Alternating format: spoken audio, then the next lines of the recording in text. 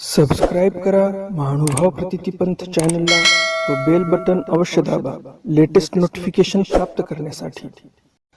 दंडवत प्रणाम। जय श्री कृष्ण। लीळा चरित्राच्या आजच्या ज्ञान सत्रामध्ये आपण एकंदरीत 5 चरित्र पाहणार आहोत, ज्यामध्ये पहिलं चरित्र आहे तथा तीर्थदेवता प्रकटीये करणे। स्वामींच्या आज्ञेमुळे तीर्थदेवता प्रकट झाली, त्या तीर्थदेवतेच्या ठिकाणी मग महादाईसांनी क्रिया केली। कोणती क्रिया केली आणि कोण्या ठिकाणी क्रिया केली हे तुम्हाला आजच्या ज्ञान सत्रातील पहिल्या लीळेमध्ये समजणार आहे। दुसरी लीळा आहे भोजन प्रश्न। महादाईसा पुन्हा काही भोजनाविषयी प्रश्न करतात, स्वामी त्याचं उत्तर देतात। तिसरं चरित्र आहे माऊंदिये। आपल्या सर्वांना माहितीच आहे, आपण जर कोण्या तीर्थक्षेत्राच्या ठिकाणी गेलो, देवधर्म करून आलो, कोण्या तीर्थयात्रेला गेलो असेल आपण, आणि वापस घरी आल्यानंतर आपण काय करतो, मौंद करत असतो। तर तसंच मौंद इथे महादाईसांनी केलेलं आहे। महादाईसा कोण्या ठिकाणी गेली होती, कोण्या तीर्थक्षेत्राच्या ठिकाणी गेली होती आणि का मौंद केलं हे तुम्हाला आजच्या ज्ञान सत्रातील तिसऱ्या लीळेमध्ये समजणार आहे। आजच्या ज्ञान सत्रातील चौथी लीळा आहे आऊ येळा वृद्धा उतरणी अम्र भोजन वचन स्वीकारू। आऊसा ह्या येळा नदी, वृद्धा नदी आणि गंगा अशा 3 नद्या पार करून येतात आणि स्वामींच्या ठिकाणी आंबे अर्पण करतात। तर हे चौथी लीळा आहे आजच्या ज्ञान सत्रातील।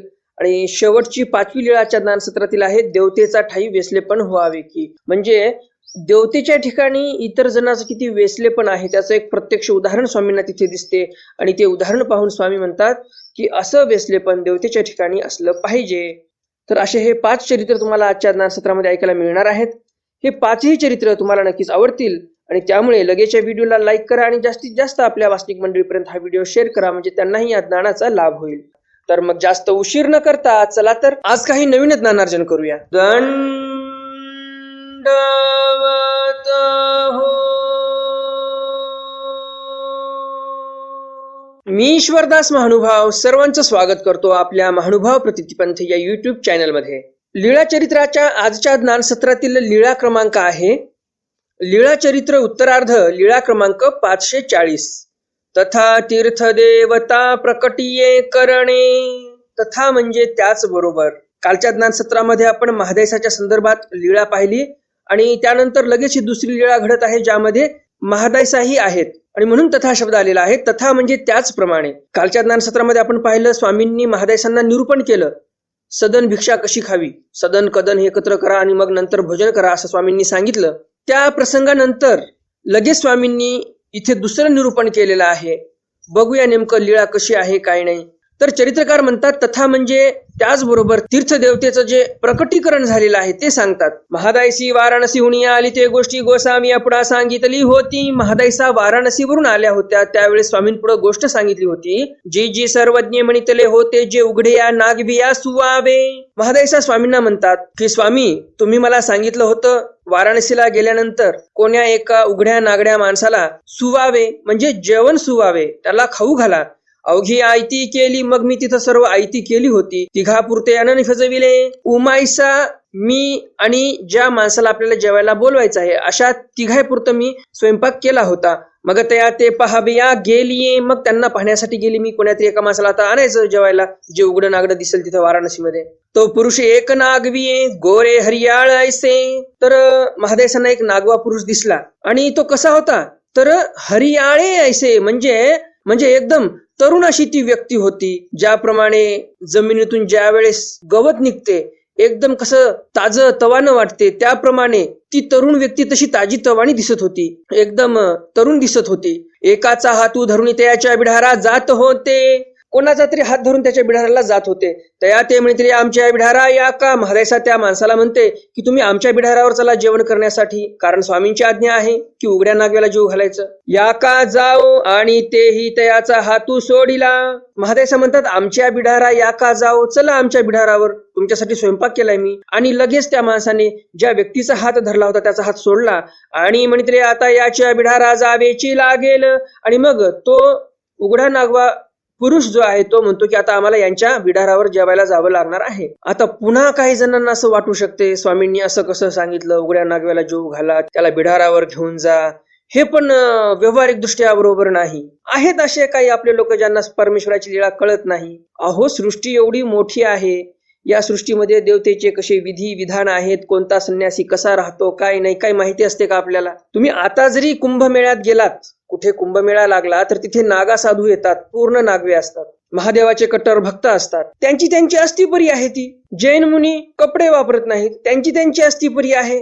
जैन लोक सर्व त्यांना मानतात, छितू करत नाहीत आणि आपले अकलीचे तारे पाजळत नाहीत की व्यावहारिक दृष्ट्या हे चुकीचं आहे म्हणून. त्यांच्या धर्माचा त्यांना अभिमान आहे, त्यांचे विधी ते आचरतात. आणि इथे स्वामींनी जे हे विधी सांगितलेला आहे या मागेही फार मोठा हेतू होता देवाचा. हा जो उघडा नागवा दिसत आहे व्यक्ती, हा दुसरा तिसरा कोणी नसून आपल्या जे काही पिढीमध्ये जे काही हेत येतात त्यामध्ये असं सांगितलेलं आहे की हा महादेवाचा दान विग्रह होता. आपल्या परंपरेमध्ये असं बोलतात महानुभाव पंथामध्ये. तर महादायसाला तो महादेवाचा ज्ञान विग्रह जो आहे तो भेटला आणि त्या ज्ञान विग्रहाला महादायसा बिढारावर घेऊन गेलेली आहे. म्हणून माझा हात उधरले आमच्या बिढारासी आले. मग तो जो उघडा नागवा माणूस होता त्याने माझा हात धरला आणि माझ्या बरोबर तो व्यक्ती आलेला आहे. त्या व्यक्तीच्या मनामध्येही विकार नाही, महादायसाच्या मनामध्ये पण विकार नाही.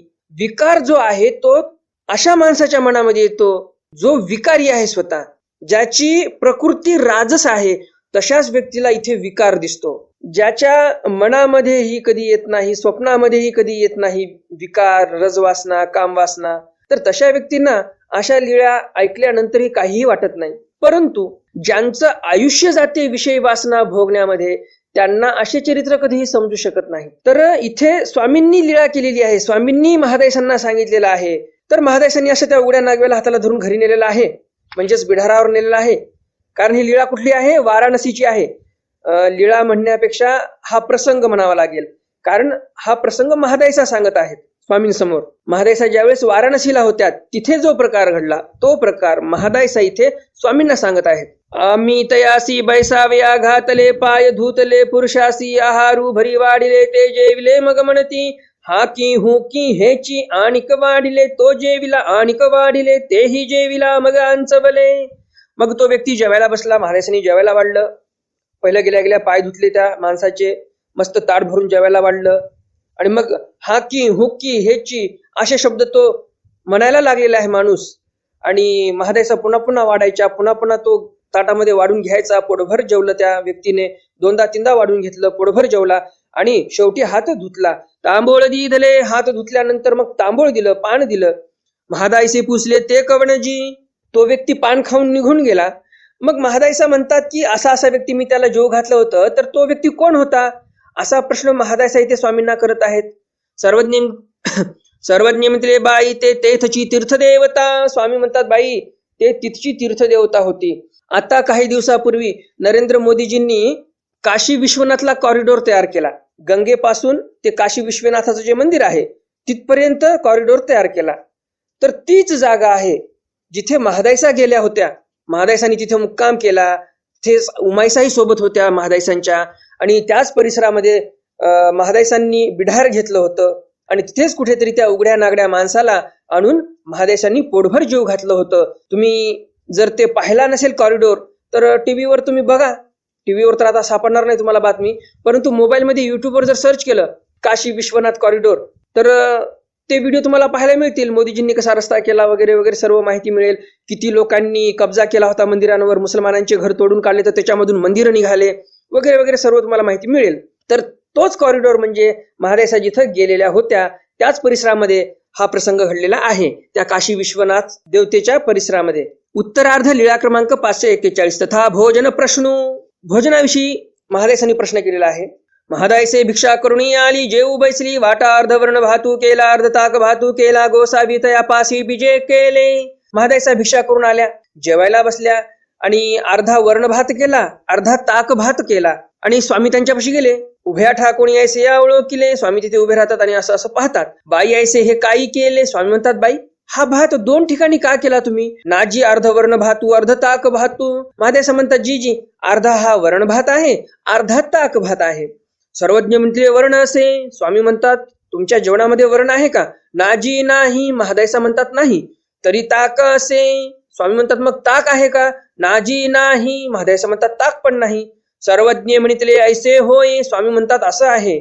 वर्णे विन वर्ण भातू ताके विन ताक भातू. महादायसांनी काय केलं? फक्त त्या भातामध्ये पाणी टाकलेलं आहे आणि 2 भाग केलेले आहेत. महादायसांना वरण भात ताक भात खावासा वाटायचा, परंतु भिक्षेमध्ये काय तेवढंसं आलेलं नव्हतं. आणि म्हणून महादायसांनी काय केलं, समजूत म्हणून मनाची समजूत घालण्यासाठी एकाच भाताचे 2 भाग केले, त्याच्यामध्ये पाणी टाकलं आणि कालवून बाजूला बाजूला ठेवले. आणि स्वामी आल्यानंतर स्वामींना म्हणतात की हे माझा वरण भात आहे, हे माझा ताक भात आहे. आणि मग स्वामी म्हणतात वारे वा, तुमच्या ताटामध्ये वरण नाही. महादेसा म्हणतात नाही. ताक आहे का? ताकही नाही. मग ताकेविना ताक भात तयार केला तुम्ही आणि वर्णाविना वर्ण भात तयार केलेला आहे. खरंच अशी काहीतरी विषय व्यवस्था असली पाहिजे, अशी काहीतरी मनाची समजूत घातली पाहिजे आणि साधकाने असंच अन्न ग्रहण केलं पाहिजे. म्हणजे उद्या चालून जे इंद्रिय आहेत ते इंद्रिय हावी होणार नाहीत आपल्यावर. आपण जर त्या इंद्रियांना जे आवडते ते खाऊ घातलं, जे आवडते ते खाऊ घातलं, तर ते इंद्रिय आपल्यावर हावी होतील आणि आपल्याला धर्मापासून ईश्वरापासून दूर नेतील. आणि म्हणून देवाने सांगितलं इथं अगदी बरोबर केलेलं आहे तुम्ही, असं देव महादायसांना म्हणतात. म्हणजे महादायसा पण किती हुशार होत्या हे आपल्याला या प्रसंगावरून, या लीळेवरून आपल्याला लक्षात येते. उत्तरार्ध लीळा क्रमांक 542. तथा माऊंदिये, त्याचबरोबर महादायसांनी माऊंद केलेला आहे स्वामींच्या ठिकाणी. महादायसा ते एके आसू होती, ते वायनायकापाशी ठेवली होती, ते आणावी मा गोसावियाचा ठाई, माऊंदिये करावे म्हणून गोसाविया ते पुसिले. महादायसांच्या मनामध्ये असं वाटत होतं की आपण वाराणसीला जाऊन आलो, देवधर्म करून आलो आणि असं तीर्थक्षेत्राच्या ठिकाणी जाऊन आलं की माऊंद हे केलंच पाहिजे आपण. आणि म्हणून त्यांना असं वाटतं आता आपण माऊंद केलंच पाहिजे, नुसतं विचार करून काय होणार नाही. त्यांची एक आसू म्हणजे एक सुवर्ण मुद्रा, एक सोन्याचं नाणं वायनायकापाशी ठेवलेलं होतं. मग महादेसाला असं वाटते आपण वायनायकापाशी जावं, ते जे आसू आहे सोन्याचं नाणं जे आहे ते आणावं आणि स्वामींच्या ठिकाणी माऊंद करावं, छान उपहार चांगला अवसर करावा स्वामींच्या ठिकाणी, असं महादेसांना वाटते. म्हणून गोसाविया ते पुसिले, असं म्हणून स्वामींना त्यांनी विचारलं. महादेसांनी स्वामींना विचारलं. काय विचारलं? जी जी मी पाडळी येसी जाईन, मग गोसावियाचा ठाई माऊंदिये करीन. महादेसा म्हणतात स्वामींना की जी जी मी पाडळीला जाऊन येते आणि जे काही माझा पैसा आदला आहे तिकडे तो घेऊन येते आणि स्वामींच्या ठिकाणी मी चांगल्या प्रकारे माऊंद करते. सर्वज्ञ मितले येथचे घ्या मा येथ करा. स्वामी म्हणतात तेवढ्या लांब कशाला जाता, पाय पिटाळत उगच पायी जा, पायी पायी या, तेवढी बेजारी कशाला करून घेता स्वतःची. बघा परमेश्वराला भक्ताची किती काळजी आहे. स्वामी म्हणतात कशाला एवढी बेजारी करून घेता, आमच्याच ठिकाणचे पैसे घ्या, काही तुम्हाला शिदा आटा लागला तो बाईसांना मागून घ्या आणि इथं माऊंद करा. नाजी गोसावियाचे ची घेऊनी गोसावियाचा ची ठाई काही करावे. महादेसा म्हणतात जीजी देवाचंच घ्यायचं आणि देवाच्याच ठिकाणी क्रिया करायची, हे काय मला काय बरोबर वाटत नाही, हे योग्य वाटत नाही मला. माझ्याकडे पैसे आहेत, जर नसतेच पैसे तर वेगळी गोष्ट होती, परंतु माझ्याकडे आहेत ना पैसे, मग कशाला स्वामींचं घ्यायचं. मग ती वीर भोगीची निघाली. मग निषिद्ध दिवस होता त्या दिवशी प्रवासाचा, परंतु तरी पण त्या दिवशी महादेसा निघालेली आहे. वार भोगीची म्हणजे निषिद्ध दिवस, त्या दिवशी महादेसा प्रवासाला निघाल्या. निघता सर्वज्ञ म्हणितले, निघत असताना स्वामी म्हणतात बाई नायकू भेटती तरी हे पुसत होते ऐसे म्हणावे. स्वामी महादेसांना म्हणतात बाई जर नायक भेटले तर त्यांना असं म्हणा की आम्ही त्यांची विचारपूस करत होतो. ती निघाली, महादेसा निघाली. बाईसे बोळवीत निघाली, बाईसा पण बोळवीत निघाल्या महादेसाला. गोसावी पुसिले, स्वामी विचारतात हांगा बाईसे के. स्वामी भक्तजनांना विचारतात की बाईसा कुठे आहेत. जी जी महादाईसा ते बोळवीत निघाली. मग भक्तजन म्हणतात जी जी बाईसा महादेसांना बोळवत बोळवत त्यांच्यासोबत गेलेले आहेत, 4 पावलं त्यांना सोडवण्यासाठी. थोडस आपण जसं आपल्या घरी पाहुणे आले की 4 पावलं सोबत जातो किंवा जिथे ऑटो स्टँड आहे तिथपर्यंत त्यांना बसून देण्यासाठी जातो, आपण जातो की नाही, त्याचप्रमाणे बाईसा इथे गेलेले आहेत महादेसांसोबत बोळवत. सर्वज्ञ म्हणते म्हातारी या बाईसे वेदली का. स्वामी म्हणतात म्हातारीने म्हणजे महादेसांनी या बाईसांना पण वेध लावलेला आहे, बाईसा महादेसाच्या ठिकाणी वेधल्या गेलेल्या आहेत असं स्वामी म्हणतात. सर्वज्ञ म्हणते जयासी हे पडिये ते बाईसासी विशेष पडिये. पुढे स्वामी काय म्हणतात, जयासी हे पडिये म्हणजे ज्या व्यक्तीला आम्ही प्रिय आहोत, ज्या व्यक्तीला सर्वज्ञ श्री चक्रधर स्वामी प्रिय आहेत, ती व्यक्ती बाईसांना पण खूप आवडते, बाईसांना विशेष आवडी निर्माण होते त्या व्यक्तीविषयी असं स्वामी म्हणतात. सर्वज्ञ म्हणते जेची येरे ठाई वरते तेची येरे ठाई वरते. स्वामी म्हणतात जेची येरे ठाई वरते तेची येरे ठाई वरते, म्हणजे स्वामी म्हणतात की जेच आवडी भक्ताच्या ठिकाणी वर्तते तशीच आवडी परमेश्वराच्या ठिकाणीही वर्तते. हा जीव जशी देवाची भक्ती करेल त्याच प्रमाणात देवही या जीवाकडे लक्ष देतात असं स्वामींना इथे म्हणायचं आहे. उत्तरार्ध लीळा क्रमांक 543. आऊ येळा वृद्धा उतरणी अम्र भोजन वचन स्वीकारू. औसा ह्या येळा नदी, वृद्धा नदी आणि गंगा अशा 3 नद्या पार करून स्वामींच्या ठिकाणी आलेले आहेत आणि अम्र भोजन दिलेलं आहे. स्वामींना आंब्याचं भोजन दिलेलं आहे. आणि मग कोण्या वचनाचा स्वीकार केला ते समोर आपण पाहणार आहोत. गोसावियांसी वडातळी आसन असे. स्वामी वडाच्या झाडाखाली होते. औसे चौधत्राच्या जळगावा गेली. औसा चौधत्राच्या जळगावाला गेलेली होती. चौधत्राचं जळगाव नावाचे गाव आहे. तर त्या चौधत्राच्या जळगावाला गेलेले असताना औसा तिथे काय करतात? तेथ आंबे घेतले मांडे करवले. तिथे आंबे विकत घेतले. तिथेच गावामध्ये काही शिदा आटा जमा करून मांडे तयार केले.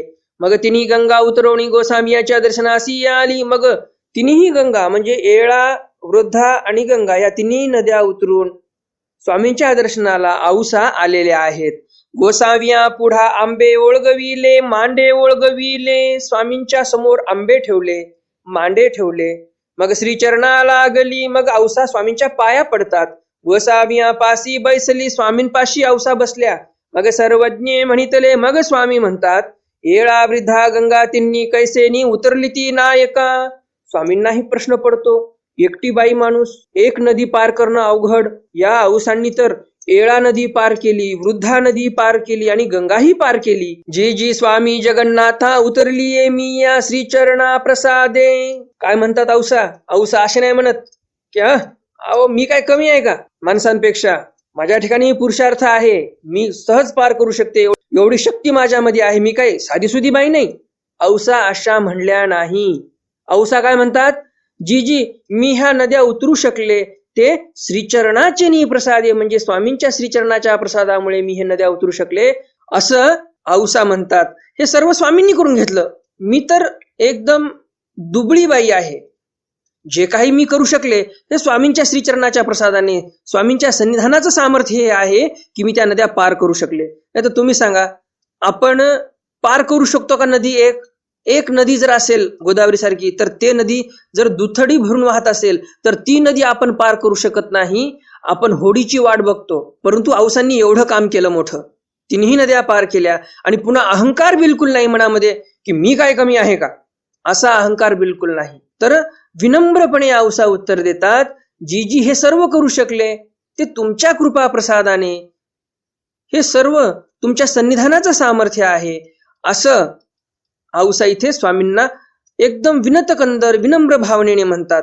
सर्वज्ञ म्हणितले पोरी आवेचे वेडस वेडस बोलणे परी अष्टादश पुराणा मिळे. स्वामी म्हणतात, ही औसा अशी वेडस वेडस बोलल्यासारखी बोलते, परंतु या औसांनी अष्टादश पुराणामध्ये जे सांगितलेलं आहे ते सांगितलेलं आहे इथे. अष्ट म्हणजे 8, दस म्हणजे 10. 8 आणि 10 किती झाले? तर 18. 18 पुराणांमध्ये जे काही महत्वाची गोष्ट सांगितलेली आहे ती गोष्ट इथे औसांनी उक्त केलेली आहे असं स्वामी म्हणतात. आवेचा भाव कायस्या एका न पुरे. औसांचा भाव कशाला पुरणार नाही? वासना प्रेमा वार्या सरे. अहो यांच्या वासना एवढ्या चांगल्या आहेत की यांना प्रेम होईल पुढच्या जन्मामध्ये असं स्वामी म्हणतात. तर अशा ह्या औसा होत्या.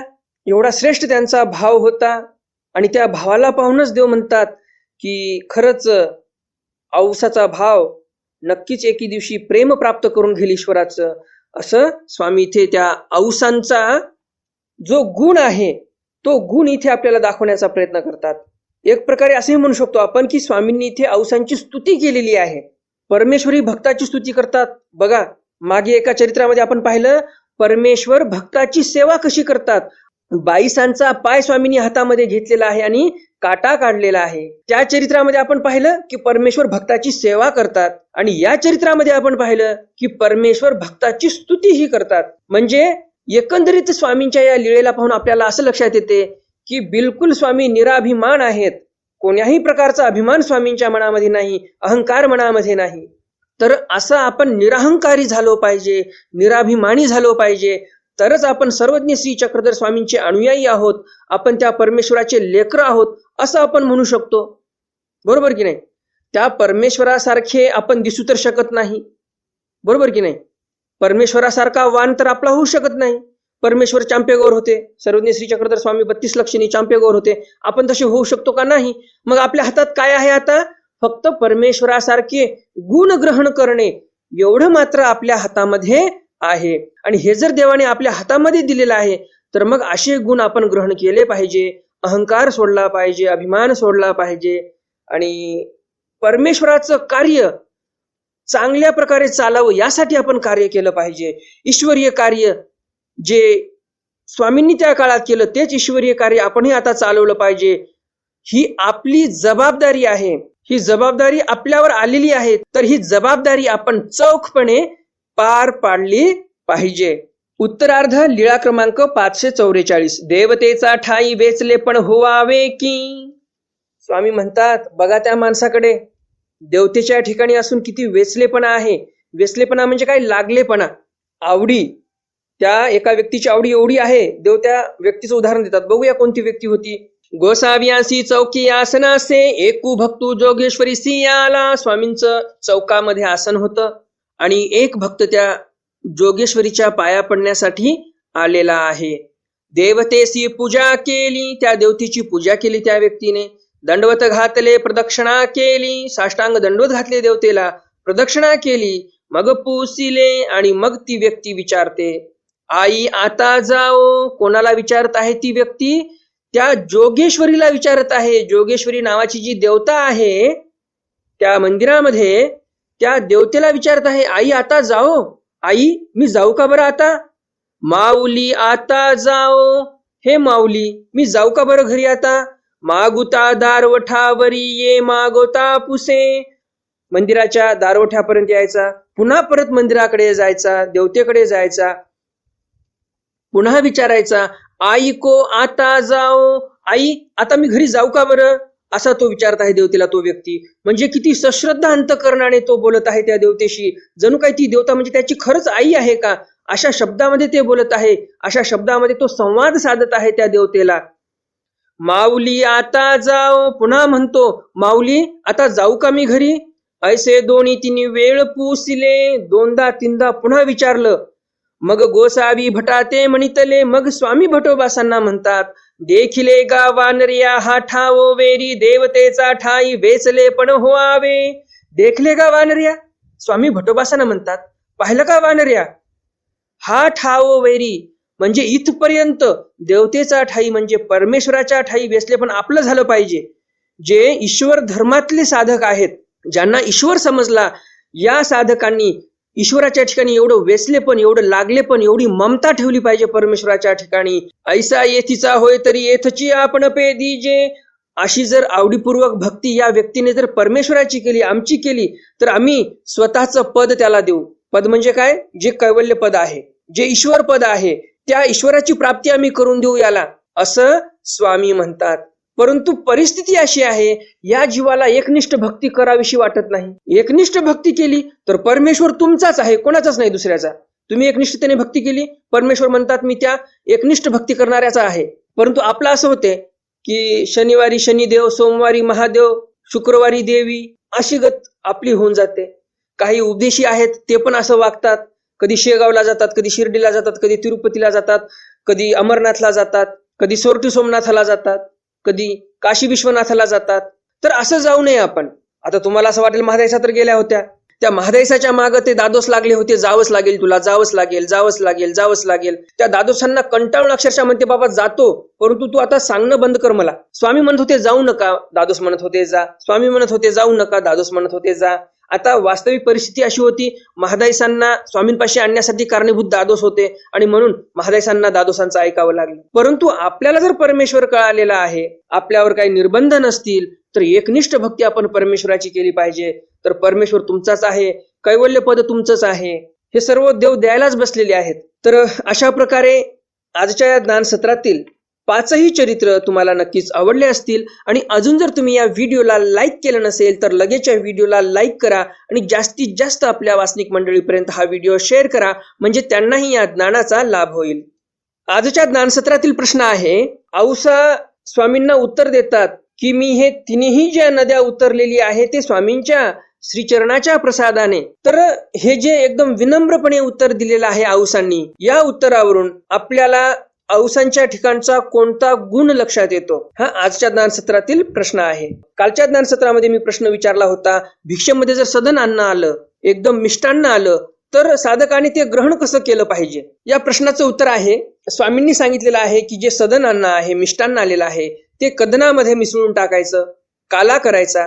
जे काही तुमच्याकडे शिळी चपाती, भाकर आलेली आहे किंवा जे काही भिक्षेमध्ये इतर वृक्ष पदार्थ आलेले आहेत, त्याच्यामध्ये ते मिक्स करायचं, काला करायचं आणि मग ते ग्रहण करायचं आहे आपल्याला. मग भेटूया उद्याच्या ज्ञानसत्रामध्ये सर्वज्ञ श्री चक्रधर स्वामींच्या काही नवीन लीळेंसह, ज्यामध्ये स्वामींना पकडण्यासाठी काही सैनिक येतात आणि मग असे सैनिक आल्यानंतर भटोबासांना एकदम भयंकर राग येतो आणि भटोबास हातामध्ये तलवार आणि ढाल घेऊन कसे त्या सैनिकांना पिटाळून लावतात. एकटे भटोबास त्या सर्व सैन्यावर भारी पडतात. हे चरित्र आपण उद्याच्या ज्ञानसत्रामध्ये पाहणार आहोत. उद्याच्या ज्ञानसत्रातील दुसरं चरित्र आहे ईश्वर वियोगे बाईसा देह त्यागू. ईश्वराच्या वियोगामध्ये बाईसांनी कसा देह त्याग केला हे आपल्याला उद्याच्या ज्ञानसत्रामध्ये पाहायला मिळणार आहे. तिसरं चरित्र आहे मुधादिती पूजा स्वीकारू. मुधादित्याच्या मंदिरामध्ये पूजा स्वीकार केली स्वामींनी. असे 2-3 चरित्र आपण उद्याच्याही ज्ञानसत्रामध्ये पाहणार आहोत. आणि तुम्हाला असं वाटत असेल उद्याचं ज्ञानसत्र तुमच्याकडून सुटू नये तर लवकरात लवकर चॅनलला सबस्क्राईब करा, बेल बटन दाबा आणि ऑल ऑप्शन सिलेक्ट करा. म्हणजे भविष्यामध्ये मी जे काही नवनवीन स्वामींचे चरित्र अपलोड करणार आहे ते चरित्र तुमच्याकडून सुटणार नाही आणि तुमच्यापर्यंत अविरतपणे पोहोचत राहतील. जे जुने दर्शक आहेत त्यांनी जर चॅनल सबस्क्राईब केलं असेल पूर्वी तर त्यांना पुन्हा चॅनल सबस्क्राईब करण्याची आवश्यकता नाही. जे नवीन दर्शक आहेत, जवळजवळ अजून 40 ते 45% असे दर्शक आहेत ज्यांनी अजून चॅनल सबस्क्राईब केलेलं नाही. तर ही सूचना त्या 45% दर्शकांसाठी होती ज्यांनी अजून चॅनल सबस्क्राईब केलेलं नाही. तर असे काही चांगले चरित्र उद्याही तुम्हाला ऐकायला मिळणार आहेत. तर मग भेटूया उद्याच्या ज्ञानसत्रामध्ये सर्वज्ञ श्री चक्रधर स्वामींच्या काही नवीन चरित्रांसह. तोपर्यंत दंडवत प्रणाम. जय श्रीकृष्ण. दंडवत